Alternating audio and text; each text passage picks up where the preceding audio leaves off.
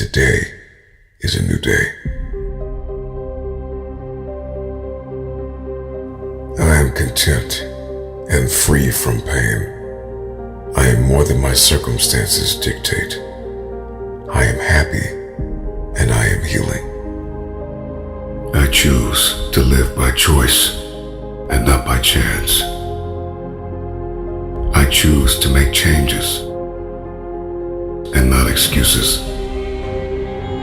The first priority is no fear, no hesitation, no surprise, no doubt.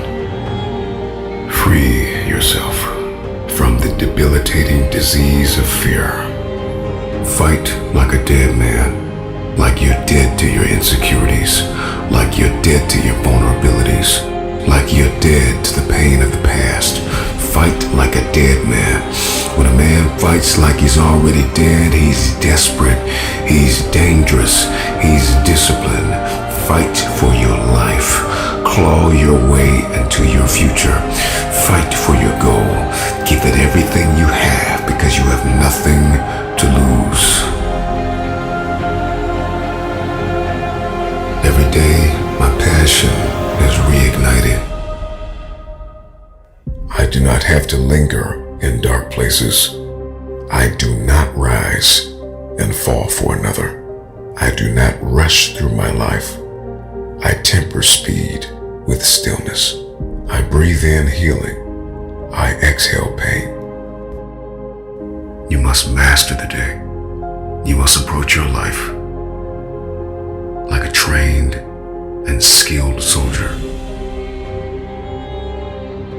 Seek not the stage, seek not the spotlight, but rather seek integrity and authenticity behind the scenes. Whatever the improbable feat, make up in your mind. I choose to finish what I started.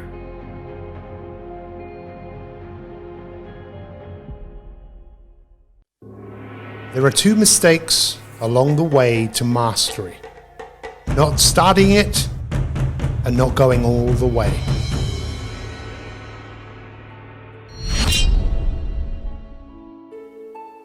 The first hindrance is sensual desire. One plans to go up the mountain to see the beautiful vista at the top, but gets halted along the way by the aroma of a nearby restaurant. If we allow ourselves to be tempted by our senses, we lose sight of our intentions and our goals.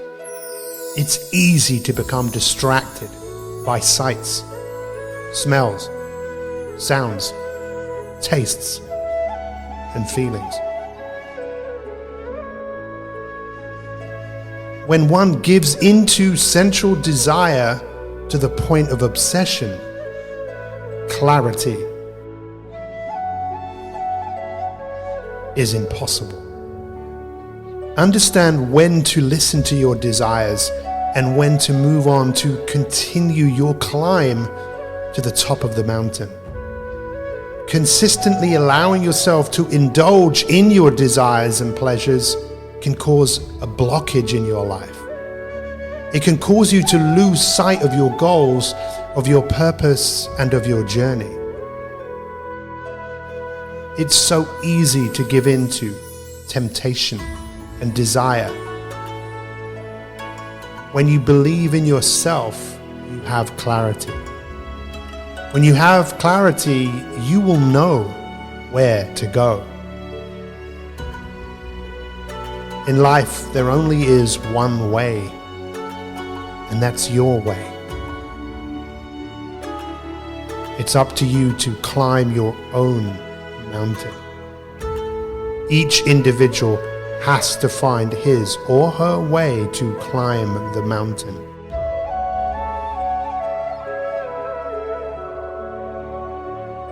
The second hindrance is aversion or ill will. Once you're on your way to the mountaintop, you must not let anything discourage you. If it rains, if destruction fills your path, you must not stop or give up. In order to cross a river, you need to swim. In order to continue your path, you must face the rain and shadows just as much as you face the light. If you don't learn to let go of these aversions, it is more than likely you won't even continue your journey.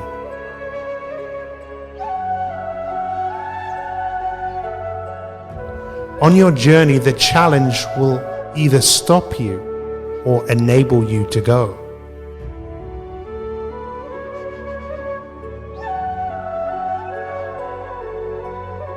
There's an old Chinese proverb that says, "A path with no obstacles doesn't go anywhere."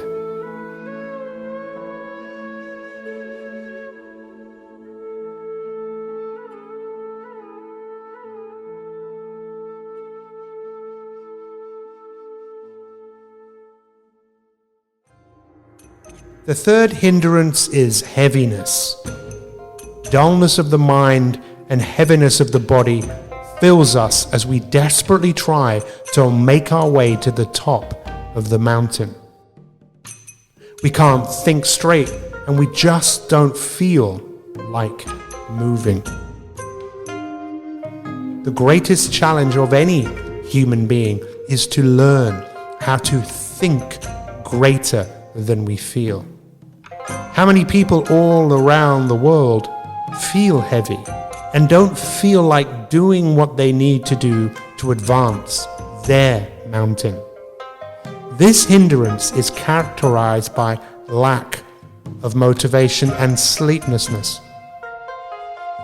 When left to grow, it can manifest itself into a state of depression.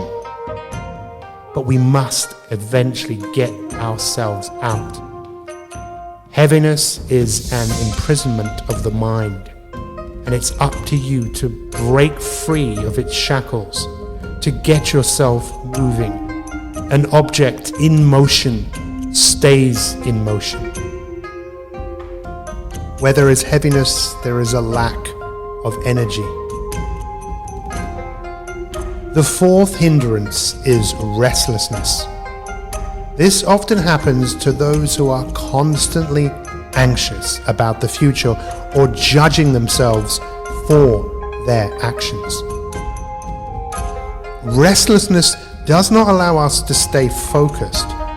During these times, we become more vulnerable to random, spontaneous actions, and we may act in ways which we later regret. This only adds fuel to the fire for hindrance.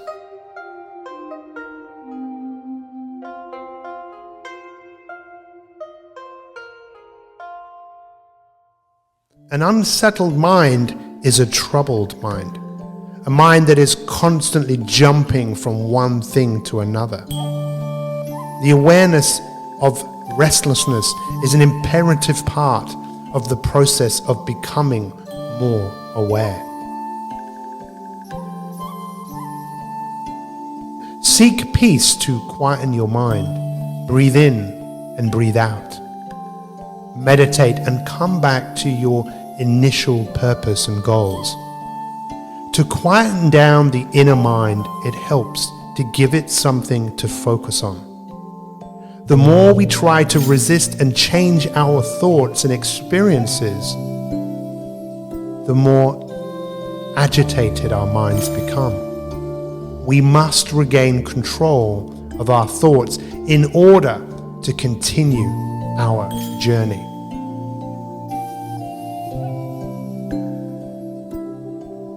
So what is the nature of the mind?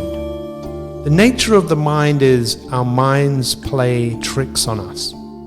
In order for us to conquer our mind, we must become aware of where our mind goes.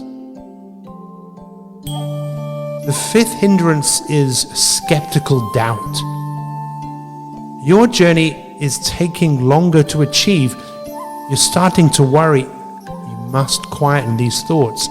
At some point, you must trust your own intuition that you're on the right path. Through this trusting of oneself, you gain a sense of confidence and are able to connect with your goals. You set yourself free.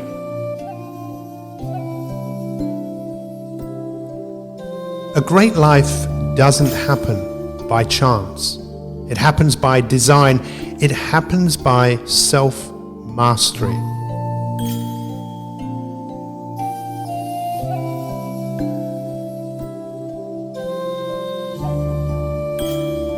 Being aware of the 5 hindrances to self-mastery is an imperative step to climbing your mountain. It's time to investigate yourself, to be courageous, to use the wisdom that is within you as you decide your own fate. Your future is unwritten, and you have the power to change.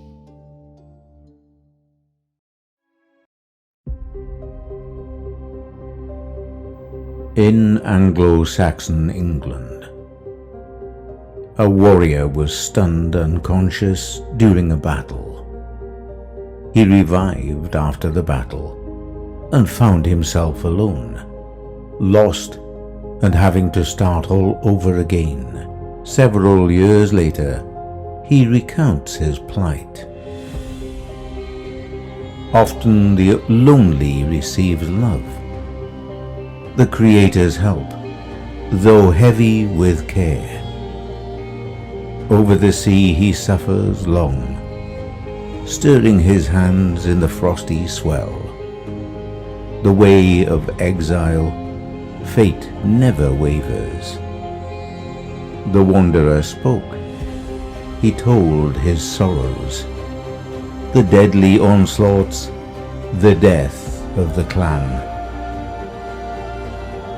At dawn alone I must mouth my cares.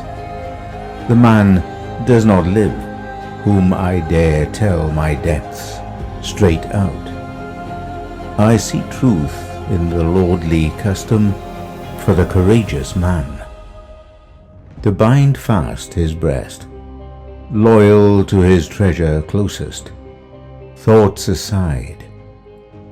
The weary cannot control fate, nor do bitter thoughts settle things.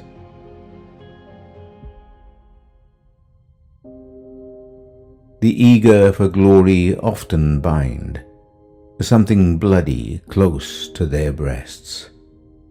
Wretched, I tie my heart with ropes, far from my home, far from my kinsmen, since a hole in the ground hid my chief.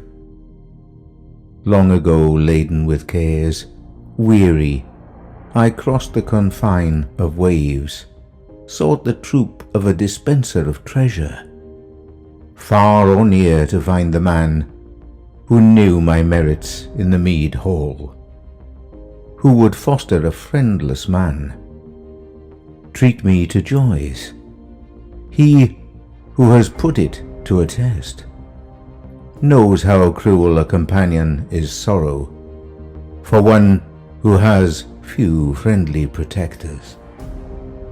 Exile guards him, not wrought gold, a freezing heart, not the fullness of the earth. He remembers warriors, the hall rewards, how, as a youth, his friend honored him at feasts. The gold-giving prince, joy has perished. He knows how it is to suffer long without the beloved wisdom of a friendly lord. Often when sorrow and sleep together bind the worn, lonely warrior, it seems in his heart that he holds and kisses the lord of the troop and lays on his knee, his head and hands as he had before in times gone by at the gift-giver's throne. When the friendless warrior awakens again, he sees before him the black waves, seabirds bathing, feathers spreading, frost and snow falling with hail.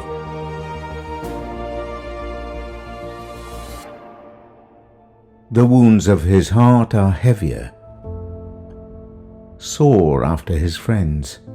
Sorrow is renewed when the mind ponders the memory of kinsmen.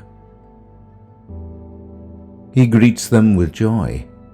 He anxiously grasps for something to say. They swim away again. The breasts of ghosts do not bring the living much wisdom.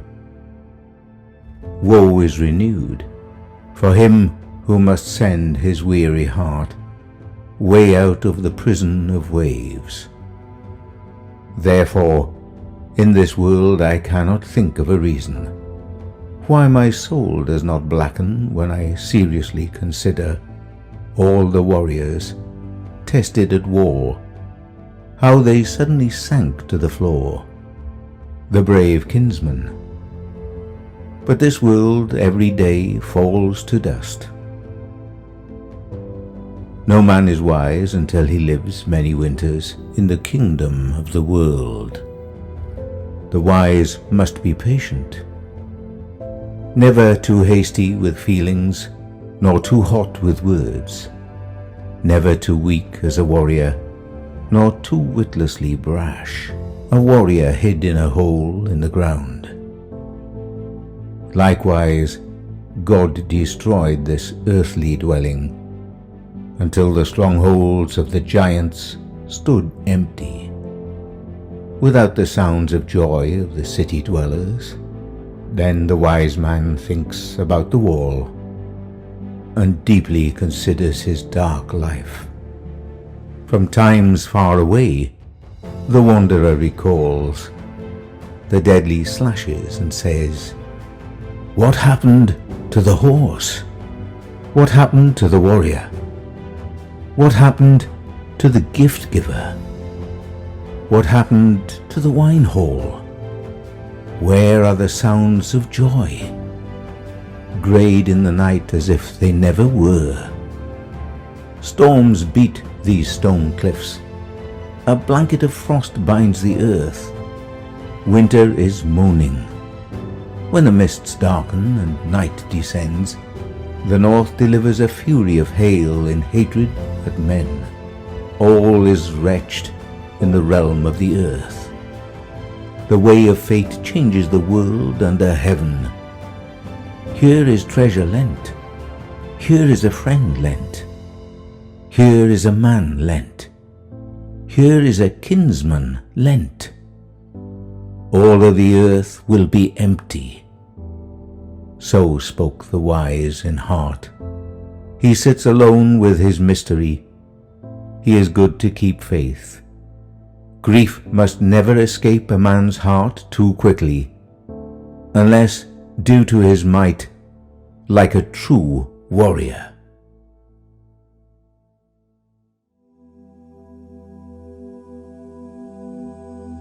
I am content and free from pain.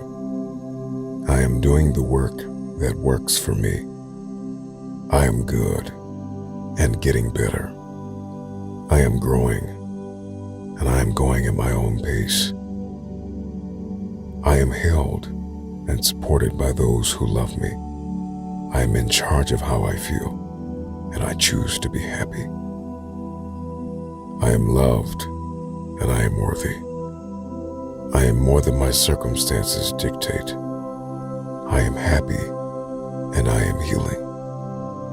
I am optimistic because today is a new day. I am at peace. I am whole. I am proof enough of who I am and what I deserve. I am responsible for myself. I am safe and surrounded by love and support. I am growing. I am evolving. I am understood, and my perspective is important. I am valued, and I am helpful. I am well rested and excited for the day. I am worthy of investing in myself. I belong here. I deserve to take up space. I breathe in healing. I exhale pain. I breathe in trust. I exhale doubt. I can be soft in my heart and firm in my boundaries. I control my response. I choose wisdom. I choose peace. I choose understanding. I choose joy. I celebrate the good qualities in others and myself. I deserve an affirming touch on my own terms. I deserve information. I deserve moments of silence. I deserve self-respect and a clean environment. I can do all things in love. I can hold two opposing feelings at once. It means I am processing. I do not have to linger in dark places. I do not rise and fall for another. I do not rush through my life. I temper speed with stillness. I embrace change seamlessly and rise to the new opportunity it presents. I grow towards my interests like a plant reaching for the sun. I have everything I need to succeed. I invite abundance. I invite art and music into my life. I nourish myself with kind words and joyful foods. I make time to experience grief and sadness when necessary.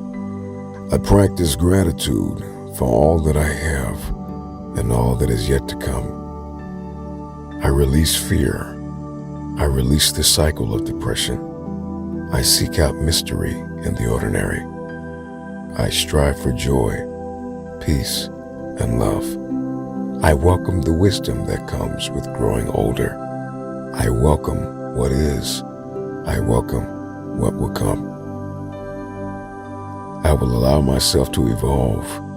Letting go creates space for opportunities to come.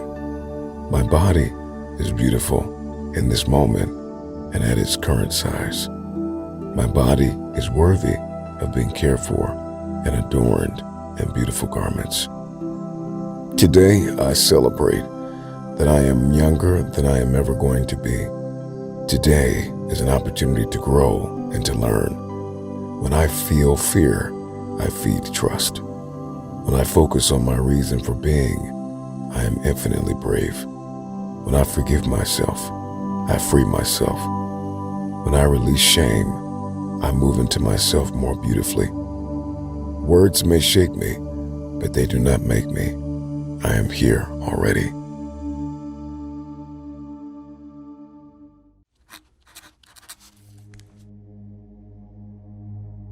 Who is the happy warrior?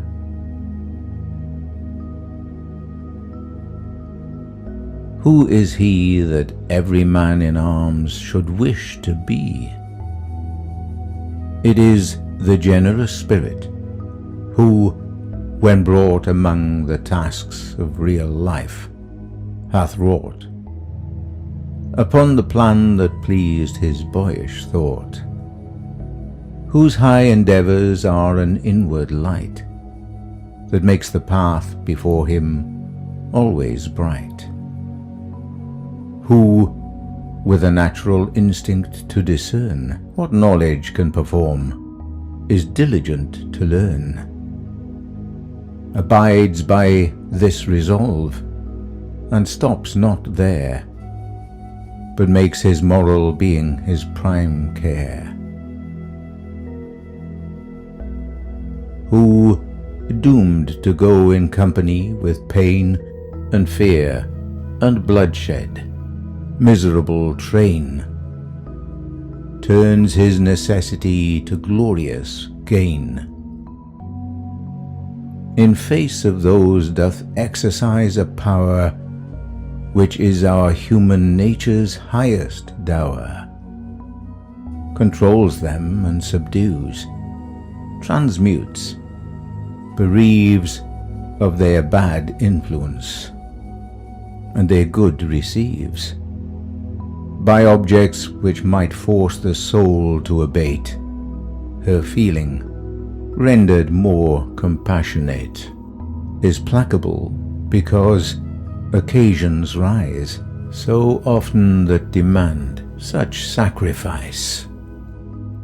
More skillful in self-knowledge, even more pure, as tempted more able to endure,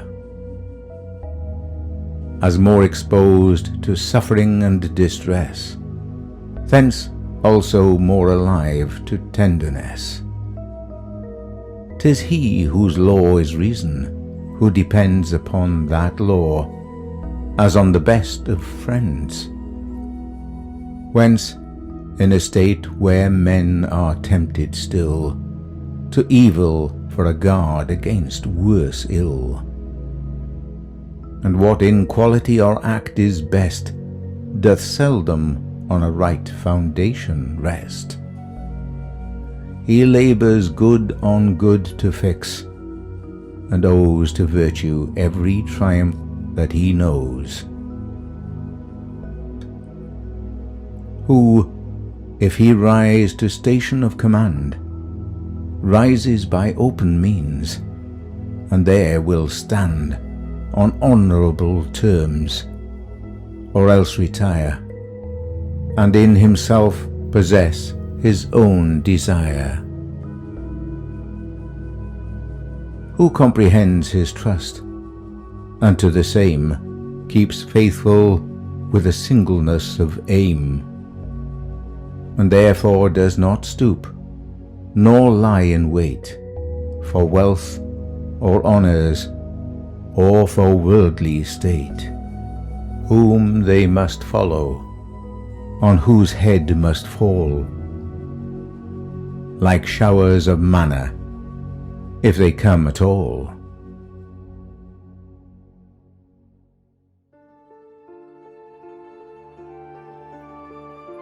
Whose powers shed around him in the common strife, or mild concerns of ordinary life, a constant influence, a peculiar grace. But who, if he be called upon to face some awful moment to which heaven has joined great issues,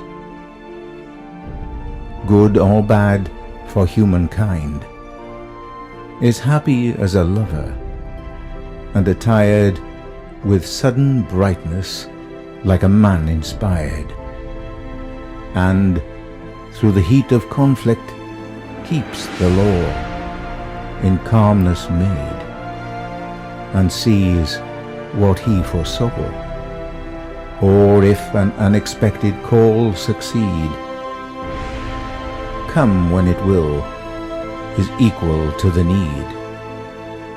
He who, though thus endued as with a sense and faculty for storm and turbulence, is yet a soul whose master bias leans to home-felt pleasures and to gentle scenes, sweet images which, wheresoe'er he be, are at his heart, and such fidelity.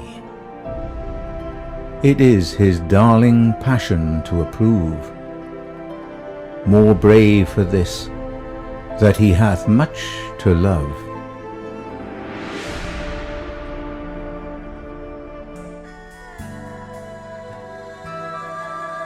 'Tis finally the man who, lifted high, conspicuous object in a nation's eye, or left unthought of in obscurity, who, whether toward or untoward lot, prosperous or adverse, to his wish or not, plays in the many games of life, that one where what he most doth value must be won, whom neither shape or danger can dismay, nor thought of tender happiness betray, who, not content that former worth stand fast, looks forward persevering to the last.